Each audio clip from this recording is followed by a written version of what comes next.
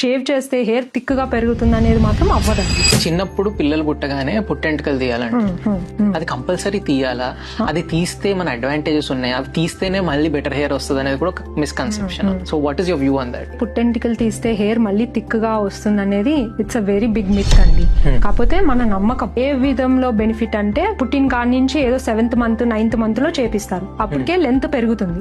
So మధ్యలో మనం trim చేస్తుంటే పాపం పిల్లలకి ఆ హెయిర్ మేనేజ్మెంట్ అనేది ఈజీ అవుతుంది.